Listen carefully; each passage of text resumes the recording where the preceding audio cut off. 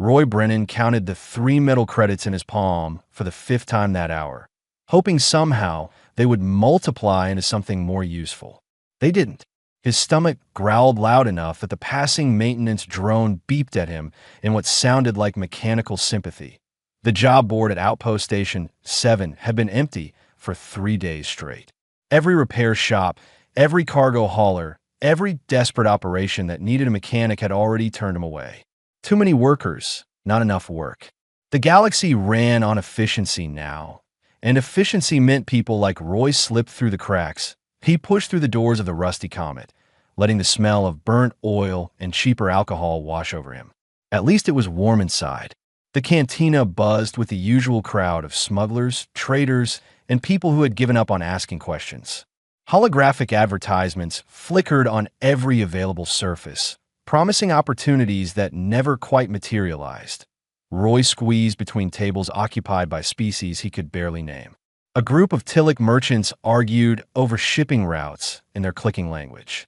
2 Vorgan laborers arm wrestled while their friends placed bets. Nobody looked at him twice. That was fine. Being invisible had its advantages. The back corner had an empty booth, half hidden behind a broken ventilation shaft that dripped condensation onto the floor. Roy slid onto the cracked synthetic leather and immediately regretted it. The seat was damp. Everything on the station was damp, rusty, or both. He was about to signal for the cheapest thing on the menu when a voice spoke from the shadows across the booth. "This seat is taken." Roy jumped. He hadn't seen anyone sitting there. The figure wore a heavy brown cloak with the hood pulled low, and from what he could see, they were small. Probably humanoid, but that didn't narrow it down much. "Sorry, I didn't see you," Roy said, starting to stand. "I'll just wait." The voice was female, young, and carried an accent he couldn't place. "Actually, stay. Sit down. Please." Roy hesitated. Something in her tone made alarm bells ring in his head. That was the voice of someone in trouble, trying very hard not to sound like it. Before he could decide, 3 massive shapes appeared at their table. Roy's eyes traveled up, and further up until he was looking at faces that belonged in nightmare fuel catalogs. Dravik enforcers.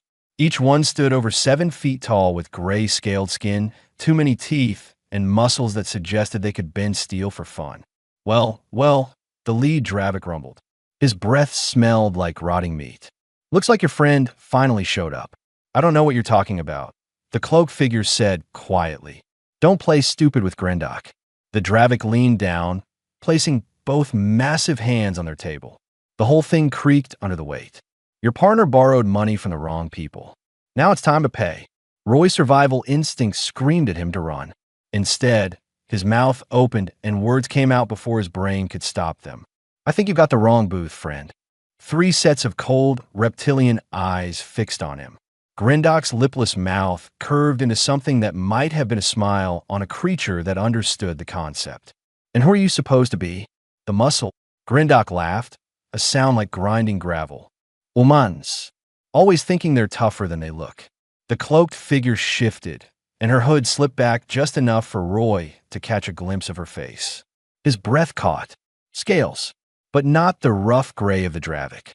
These were delicate, iridescent, catching the dim light and throwing back colors that shouldn't exist. Blue, green, gold, silver, all at once and none at once. Draconi. Roy had seen exactly 2 Draconi in his entire life, both on news broadcasts about imperial politics happening in parts of the galaxy he would never visit. They were the rulers, the elite, the species that sat at the top of every galactic chart that mattered. What was one doing hiding in a dump like this? "Last chance," Grendok said. "Pay what's owed, or we take it out in trade. And trust me, we'll get creative." The other 2 Dravik moved to block the exit route. Several nearby patrons suddenly discovered urgent business elsewhere. The bartender, a grizzled Tillich with one eye, very deliberately looked away to Roy's hand move to the cheap multi-tool on his belt. It wouldn't do anything against these monsters except make them angry, but his hands needed something to do. His heart hammered so hard he could hear it in his ears. The Draconi girl met his eyes. Hers were the color of liquid amber, and they held a question. Or maybe a plea. Roy didn't speak whatever silent language this was, but he understood the basics. She was asking if he would help. Every rational thought in his head said no. Said run. Said this wasn't his problem, and getting between a draconi and trouble was a great way to end up dead or worse. Roy grabbed his glass of water and threw it in Grindok's face. For one beautiful moment, the entire cantina froze. Grindok stood there, water dripping from his scales, his expression caught somewhere between shock and rage. Then Roy kicked the table with everything he had. It flipped up and slammed into Grindok's chest. Roy grabbed the girl's arm and yanked her out of the booth. Run! They ran. Blaster fire erupted behind them, scorching the walls and making the other patrons scream and dive for cover. Roy pulled the girl through a service entrance he had mapped weeks ago during a brief job cleaning waste reclamation systems. It was amazing what you learned when you were desperate enough to take any work. The corridors here were narrow, designed for maintenance drones, not people. They had to run hunched over while alarms began wailing throughout the station. Roy's lungs burned and his legs screamed, but he didn't slow down. They burst out into the lower docking bay, a cavernous space filled with ships of every size and quality. Most were locked down tight. Roy's eyes found his shuttle in Bay 12. The patchwork looked like it had been assembled from 6 different ships by a committee that couldn't agree on anything. Because it had been. That's your ship, the girl gasped. You got a better option. She didn't answer. Behind them, heavy footsteps echoed through the corridor. Grindok's voice roared something about ripping them apart slowly. Roy made a decision he knew he would regret. Come on. They ran for the patchwork as the station's security finally decided to care about blaster fire in public areas. The patchwork lived up to its name in the worst possible way. Roy had bought it for almost nothing from a Tillich trader who looked relieved to be rid of it. Now, sprinting up the boarding ramp with a Draconi princess and 3 murderous enforcers chasing them, Roy understood why. Buckle in, he shouted, throwing himself into the pilot's seat. His fingers flew across controls that responded with concerning delays. The engine coughed to life like an old man waking from a nap. The girl grabbed onto whatever she could find as the ship lurched forward. This thing flies. Define flies. The patchwork scraped against the docking bay ceiling, throwing sparks before Roy got the altitude under control. Through the viewport, he saw Grindok and his crew reaching the bay just as the station's magnetic doors began closing for lockdown. They were going to make it. Roy punched the throttle. They shot out of the station so fast that the artificial gravity couldn't keep up. Everything not bolted down flew backward. The girl made a sound that was definitely not dignified as she slammed into the back wall. Roy wrestled with the controls, fighting against a ship that seemed determined to go in every direction except forward. Warning lights painted his face red. The engine temperature gauge had 3 settings: cold, normal, and melting. Right now, it was firmly in the melting category. Are we going to die? The girl asked, pulling herself into the co-pilot's seat. Not immediately. Roy checked the scanner. 3 blips appear behind them. Station security ships. Small, fast, and definitely interested in their unauthorized departure. Though I'm open to revising that estimate. She stared at the approaching ships, then at Roy, then at the control panel held together with what appeared to be fusion tape and prayer. You saved me from those enforcers to kill us both in this flying death trap. Hey, the patchwork has feelings. Roy patted the console. It sparked. Okay, bad example. The security ships were gaining fast. Roy's scanner showed their weapons charging. This was the part where a smart person would surrender and explain the situation to reasonable authorities. Roy had met station security before. Reasonable wasn't in their job description that he dove toward a nearby asteroid field. What are you doing? The girl's voice climbed an octave. Something stupid. The asteroids loomed ahead like a wall of waiting death. The security ships were already pulling back, unwilling to follow. Nobody flew through asteroid fields except in emergencies or insanity. Roy qualified for both. The patchwork shuddered as they entered the field. Roy's hands moved on instinct, dodging chunks of rock that ranged from car-sized to moon-sized. The ship's patched together hull groaned with each near miss. Something in the back made a sound like metal screaming. We're going to hit that. The girl pointed at a particularly large asteroid directly in their path. Yep. Roy waited until the last possible second before firing the maneuvering thrusters. The ship spun sideways, scraping past the asteroid with inches to spare. The girl made several sounds that probably translated to very improper things in her language. When they finally emerged from the field, the security ships were gone. Roy let out a breath he didn't know he had been holding and checked their systems. Fuel at 30%. Life support at 70 and dropping. Hull integrity questionable. They were alive, which put them ahead of his usual success rate. The girl sat very still, her scales shifting through colors Roy had never seen before. Her hood had fallen back completely now, revealing a face that was definitely draconic. Young, maybe his age, with those impossible scales and eyes that held too much intelligence.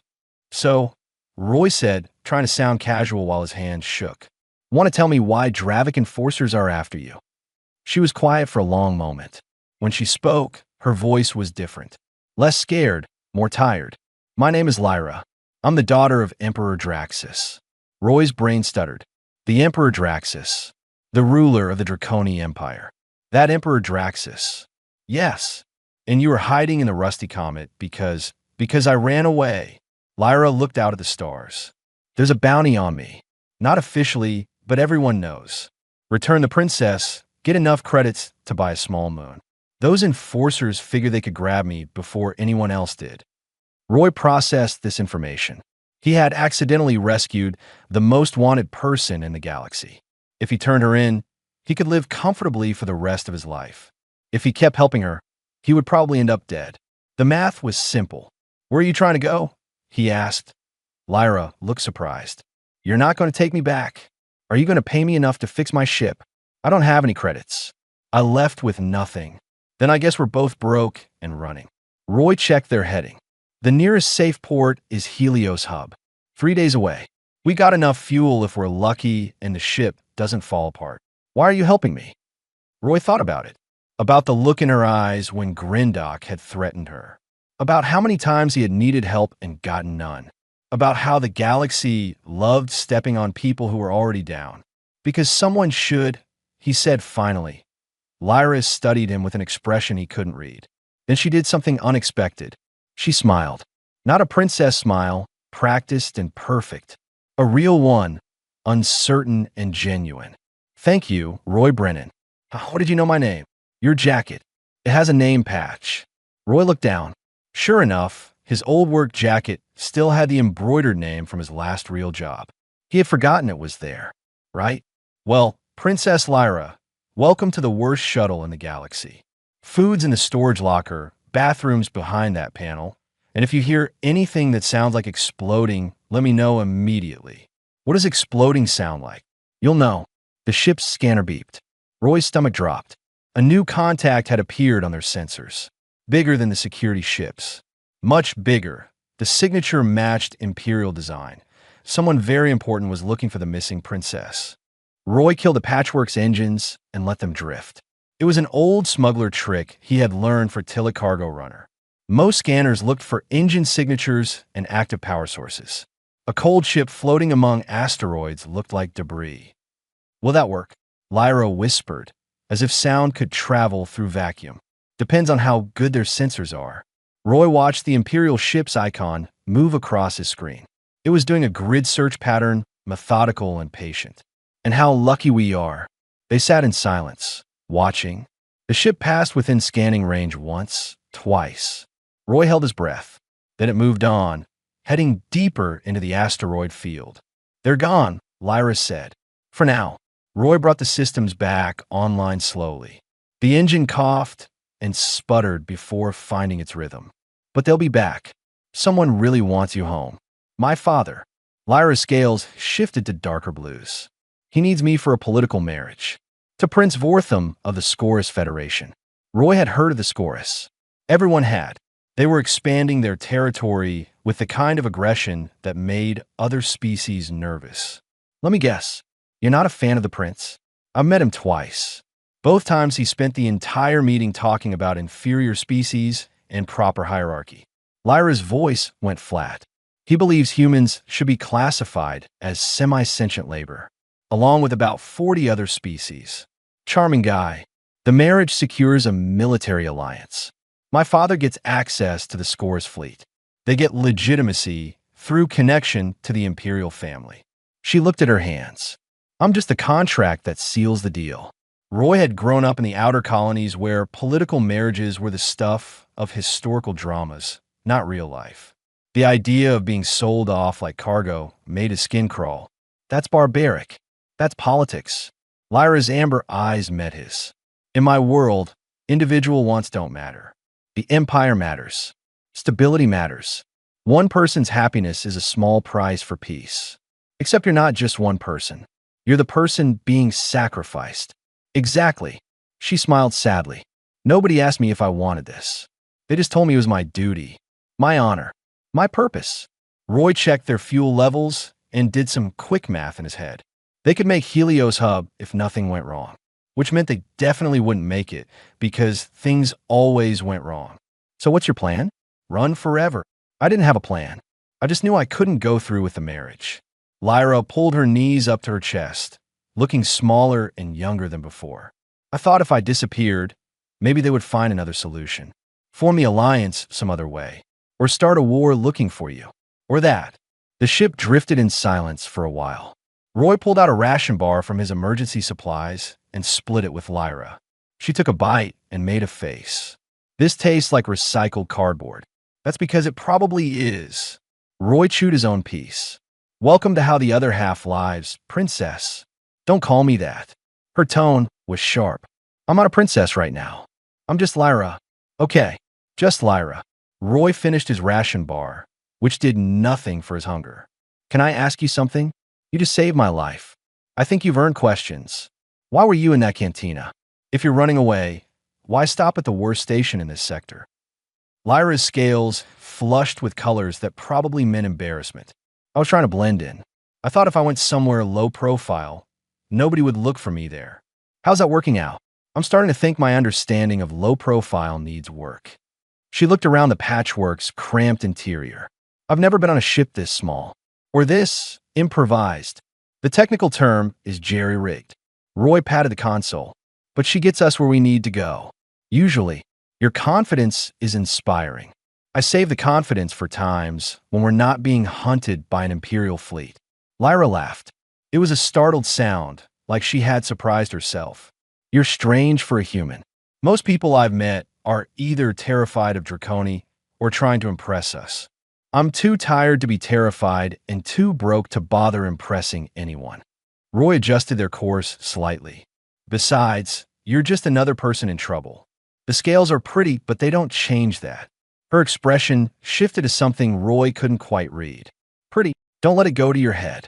You still threw up on my ship during the asteroid field. I did not throw up. I had a moment of extreme nausea that I controlled with dignity. Sure, we'll go with that version. They talked while the ship limped toward Helios Hub. Lyra asked questions about human culture, about growing up in the colonies, about what it was like to fix machines for a living. Roy found himself talking more than he had in months. About his family's repair shop that got bought out by a corporate chain. About drifting from station to station trying to find work.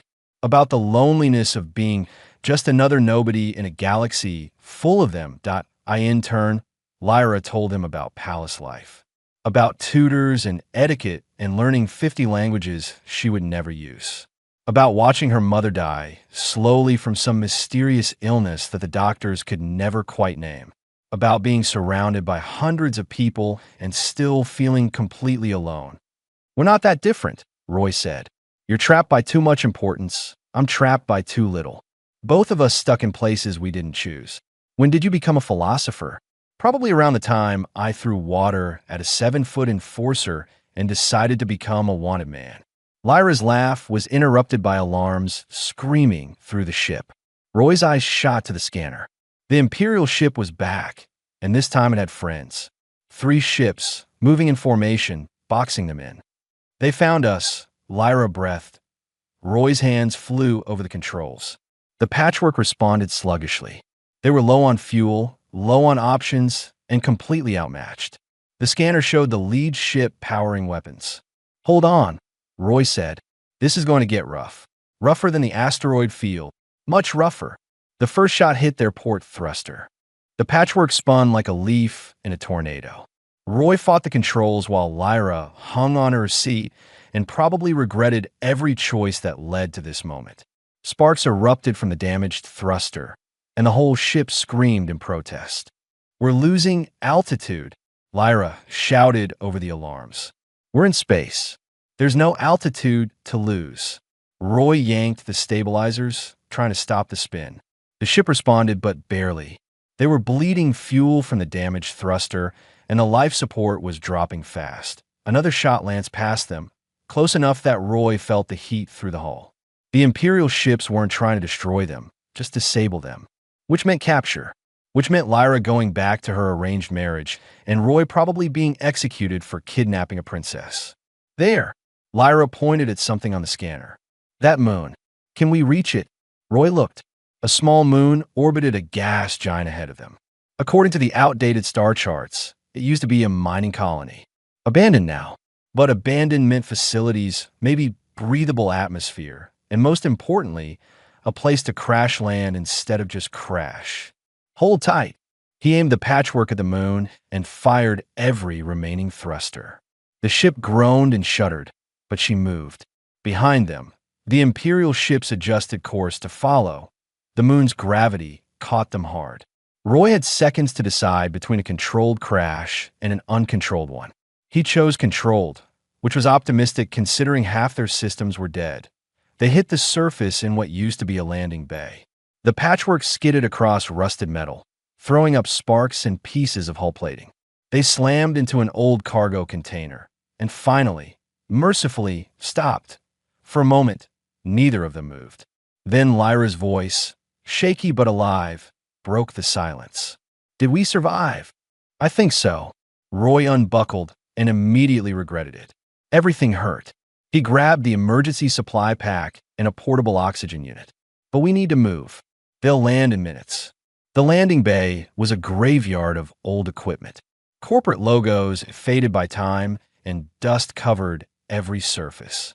This had been a human mining operation once, back when the outer colonies still believed promises about profit sharing and retirement plans. Roy and Lyra stumbled through corridors lit only by emergency lighting that somehow still functioned. The air was thin but breathable. Someone had left the atmospheric processors running. Why would anyone abandon this place? Lyra asked, her breath visible in the cold air. Mining corporations do the math. When profit drops below cost, they pack up and leave. Workers included. Roy had seen it happen twice in his lifetime. Entire colonies just left to rot because the numbers didn't work anymore. They turned a corner and froze. Light spilled from an open doorway ahead. Real light, not emergency lighting. And voices. "Someone's here," Lyra whispered. Roy approached carefully, hand on his multi-tool for whatever good it would do. He peered through the doorway and stopped, confused by what he saw at a makeshift community. People had converted the old mess hall into living quarters. Hydroponic gardens grew under salvaged lamps. Children played with toys made from mining equipment parts. An elderly human woman stirred something in a large pot that smelled surprisingly good. "Well," the woman said without looking up, "don't just stand there. Either come in or leave, but quit blocking the doorway." Roy and Lyra exchanged glances, then entered. About 15 humans, 3 traders, and a Vorgan family stopped what they were doing to stare at them. Specifically, to stare at Lyra's very obvious draconic features. The elderly woman finally looked up. Her eyes were sharp despite her age, and her weathered hands never stopped stirring. "I'm Ruth. You're either very lost or very desperate." "Which is it?" "Both," Roy admitted. "Our ship crashed. We're being chased." "By Imperial forces," a young woman added, pointing at a jury-rigged scanner in the corner. 3 ships in orbit. They'll land soon." "We don't want trouble," Lyra said quickly. "We'll leave as soon as we can repair our ship." Ruth laughed, a dry sound like wine through empty corridors. "Leave? Child, that ship of yours isn't going anywhere for days, if ever. And those Imperial ships aren't leaving until they find what they're looking for. Her eyes fixed on Lyra, which I'm guessing is you. The room went silent. One of the Vorgan males shifted his considerable bulk between the children and Lyra. The Tillich traders clicked to each other in their language. We were abandoned here 15 years ago. Ruth continued, still stirring. The Draconi Empire bought out our mining rights, then decided we weren't worth evacuating. Too expensive, not profitable. So we survived, built our own life. She pointed her spoon at Lyra. Now you show up, bringing Imperial attention to our doorstep. Give me one reason why we shouldn't hand you over. Roy stepped forward. Because she's running from the same system that abandoned you. Is she now? Ruth's expression didn't change. And what's a Draconi princess running from? Too many jewels? Too much power? A forced marriage, Lyra said quietly. To a man who thinks you're all semi-sentient labor. Who wants to use my family's alliance to expand his empire and classify dozens of species as property. That got their attention. The young woman at the scanner, who Roy noticed had mechanics grease under her fingernails, spoke up. Vortham. You're talking about Prince Vortham. You know him. Know of him. The scores burned through 3 mining colonies last year. Enslaved the populations. Called it voluntary labor reassignment. Her voice was bitter. We heard the stories through trader networks. Ruth stopped stirring. She studied Lyra with new intensity. So you ran away? Yes. Leaving your father to deal with the fallout? Yes. That's a guts. Ruth's expression softened slightly. Stupid but gutsy. She looked around at her community. What do you all think? The discussion was brief and conducted in multiple languages. But the conclusion was unanimous. The young woman approached Roy and Lyra, extending a grease-stained hand. I'm Dani. Used to be a shuttle mechanic before this place went dark. If you're staying, you work. No frelo others. We'll work, Roy said, shaking her hand.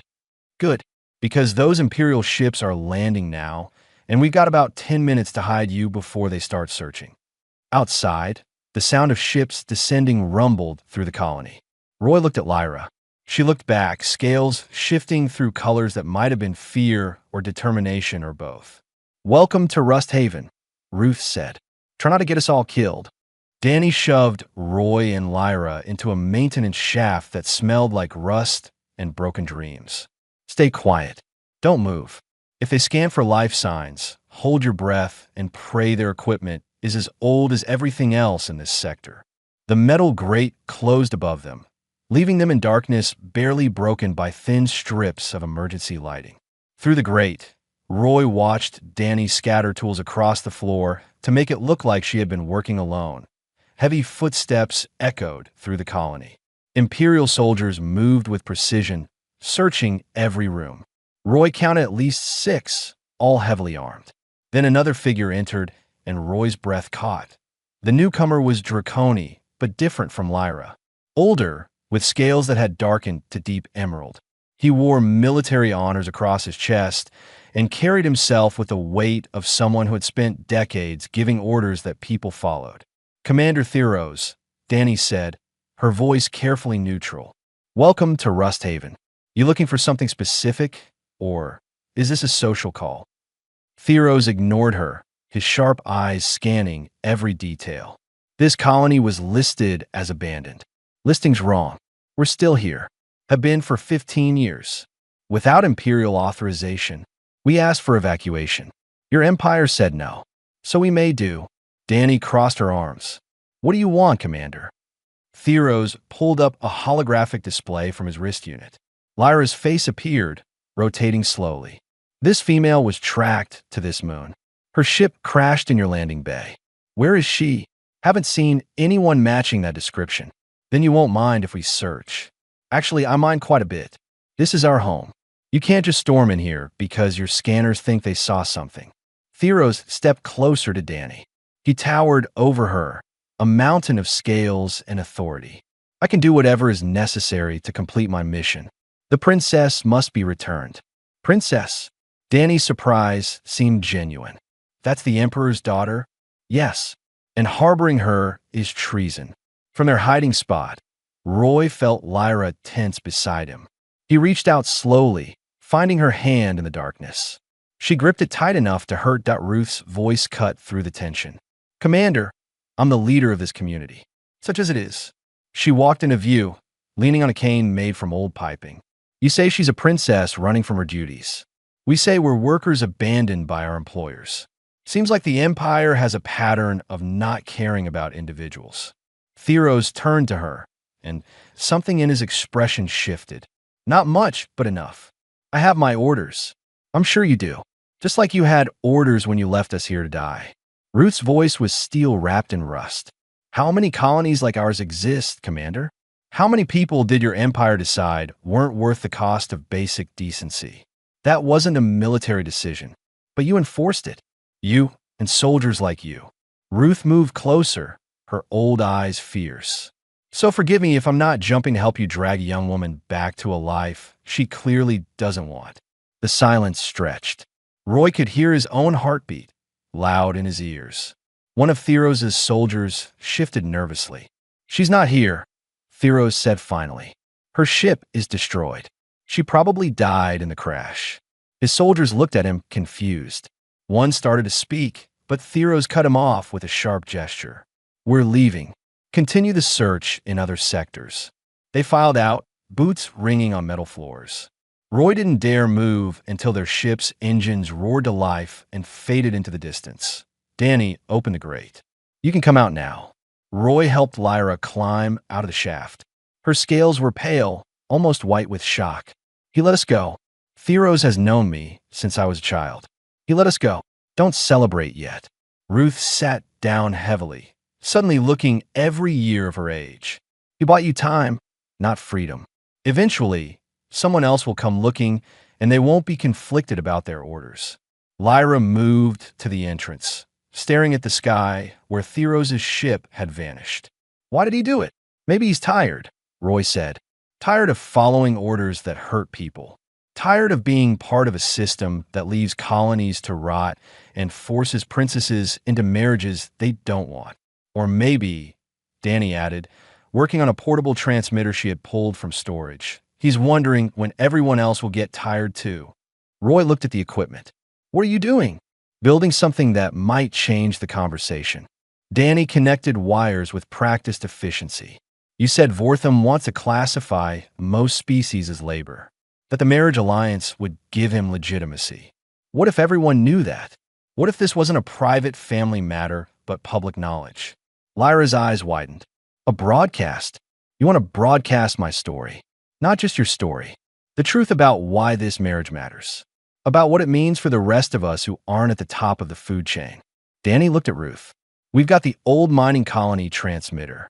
It's powerful enough to punch through to commercial channels. Get the message out before anyone can stop it." "That's insane," Roy said. "The moment she goes public, every bounty hunter and Imperial soldier in the sector will know exactly where we are." "They already know where we are," Ruth pointed out. "Theros knows. He's just choosing to forget for now. How long do you think that lasts?" Lyra was quiet, her scales shifting through colors. Finally, she spoke. "If I do this, there's no going back. My father will have no choice but to respond publicly. The Scorus will consider it an insult. It could start a war. Or," Danny said, "it could start a conversation. About choice. About who gets to decide how people live their lives." "That's a lot of weight to put on one broadcast," Roy said. "Humans have started revolutions with less," Ruth replied. "Sometimes all it takes is one person saying what everyone else is thinking." Lyra looked at Roy. "What do you think?" He thought about Theros, a soldier who had bent his orders to let them escape. About Ruth and her community, surviving where they shouldn't have. About himself, a nobody mechanic who had accidentally become part of something bigger. "I think," Roy said slowly, "that hiding won't work forever. Eventually, you run out of places to run. So maybe it's time to stop running and start talking." Lyra took a deep breath, her scales settling into determined silver. "Then let's talk. Let's tell everyone exactly what they're supporting when they support this alliance." Danny grinned. "Now we're thinking like revolutionaries. Or criminals," Roy muttered. "Sometimes," Ruth said, "those are the same thing." The transmission equipment looked like it had been assembled by someone who had learned engineering from ancient instruction manuals and pure stubbornness, which, according to Danny, was exactly what happened. Lyra stood in front of the camera, scales shifting through nervous colors. Roy stood behind the camera with Danny, adjusting the focus. Ruth had gathered the entire colony to watch, their faces reflecting hope and fear in equal measure. "Ready?" Danny asked. Lyra nodded. The red light blinked on. "My name is Lyra, daughter of Emperor Draxus of the Draconi Empire. I am being forced into marriage with Prince Vortham of the Scores Federation to secure a military alliance. I am recording this to tell you what that alliance really means." Her voice was steady now, clear. Roy watched as she transformed from the scared girl in the cantina into something else. Someone who had found her voice. Prince Vortham believes most species in this galaxy are inferior. He calls them semi-sentient labor. Under the proposed alliance, the Scores will gain legitimacy to expand their territory and reclassify entire populations as property. My marriage is the contract that makes this legal, and I refuse to sign it. She talked about meeting the people of Rusthaven, about workers abandoned by corporations that the Empire allowed to operate without consequences, about how the same systems that forced her into this marriage created colonies of forgotten people. I was raised to believe that individual sacrifice was necessary for the greater good. But I've learned that greater good often means protecting power at the expense of everyone else. Real strength doesn't come from forcing people into roles they don't choose. It comes from giving them the freedom to choose. The broadcast went out across commercial frequencies, bouncing through relay stations, spreading through networks faster than anyone could stop it. On cargo ships and mining stations, on colony worlds and inner planets, people watched a Draconi princess challenge her own empire. Roy monitored the responses flooding in. Some called Lyra a traitor. Others called her brave. The galaxy was talking, and once started, that conversation would be hard to stop. The broadcast ended. Lyra stepped away from the camera, and for a moment, she just stood there, processing what she had done. "Well," Ruth said finally, "that's done. Now we wait." They didn't wait long. Within an hour, ships began appearing in orbit. Not just Imperial forces this time. Media vessels, independent traders, even a few military ships from neutral systems. Everyone wanted to see what happened next.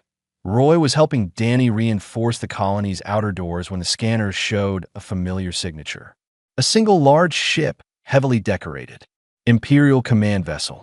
"He's here," Lyra said quietly. "My father." The ship landed with ceremony that seemed absurd in the rusty wasteland of Rusthaven. When the boarding ramp lowered, Emperor Draxus descended with a full honor guard. He was massive, even for a Draconi, his scales the deep purple of ancient royalty. He stopped at the colony entrance, looking at the patched walls and salvaged equipment, at the people who stepped forward to form a barrier between him and his daughter. His expression was unreadable. "Father," Lyra said, stepping forward. Roy moved with her, refusing to let her face this alone. "You have caused considerable trouble," Draxus said. His voice was deep enough to vibrate through the floor. "I know. Your broadcast has been viewed by half the galaxy. The Scores are threatening war. Multiple systems are questioning treaties. There will be consequences." "I know," Lyra repeated, "but I won't go back. I won't be used to legitimize Vortham's expansion." Draxus looked at her for a long moment. Then his gaze moved to the colonists, to Ruth standing proud despite her age, to Danny with her grease-stained hands, to Roy, a nobody mechanic standing beside a princess. "Tell me," the Emperor said, "what gave you the courage to do this?" "A human threw water at an enforcer and saved my life," Lyra said simply. "Then he kept saving it, even when it would have been easier to walk away. These people gave me shelter when they had every reason not to. They reminded me that courage isn't about following predetermined paths. It's about choosing your own." Draxus turned to Roy. "You are the mechanic." "Yes, sir." Roy managed not to stammer. "You convinced my daughter to broadcast classified information and challenge Imperial policy. Actually, your daughter convinced herself. I just didn't stop her." Something that might have been amusement flickered across Draxus's face. The Scorus alliance was a mistake. I knew this, but saw no other option. Your broadcast forced my hand. He looked back at Lyra. Sometimes the most difficult path is the right one. What happens now? Lyra asked. Now we negotiate. Properly. Without using you as collateral. Draxus gestured to the colony. And these people receive reparations for their abandonment. Ruth, was it? You will have ships to evacuate anyone who wishes to leave, and resources to sustain those who wish to stay. Ruth's eyes narrowed. Just like that? After 15 years. Just like that. My daughter embarrassed me into doing what should have been done years ago. I owe you an apology and action to match. The Emperor turned to leave, then paused. Lyra, you may choose your own path now, but I hope you will choose to return and use what you've learned. The Empire needs voices like yours. Voices that question. And if I choose to stay here? Lyra asked, then I lose a daughter to gain wisdom, though I hope you will at least visit. Draxus departed with the same ceremony he arrived with. As a ship lifted off, the tension broke. The colonists erupted in celebration, disbelief, and probably shock. Roy found Lyra standing apart from the celebration, looking at the stars. You did it, he said. We did it. She smiled at him. What happens now, Roy Brennan? Now, I fix my ship. You figure out what you want to do. Maybe we both stop running and start building something instead. That sounds like a plan. It's a terrible plan with no details. And it's perfectly in character. Lyra's scales shimmered with colors that meant happiness. Thank you for everything. Thank you for making life interesting. It was getting boring. They stood together, watching more ships arrive in orbit. The galaxy was changing slowly, one conversation at a time. And somewhere in that vast conversation, a broke mechanic and a runaway princess had accidentally started something that might actually matter. Roy, Lyra said after a while. Yeah, next time you pick a table in a cantina, make sure it's the right one. Where's the fun in that? She laughed, and the sound carried across the rust and ruins of a colony that refused to die. Above them, stars wheeled in their ancient patterns, indifferent to empires and alliances. But down here on a forgotten moon, change had taken root, and that was enough.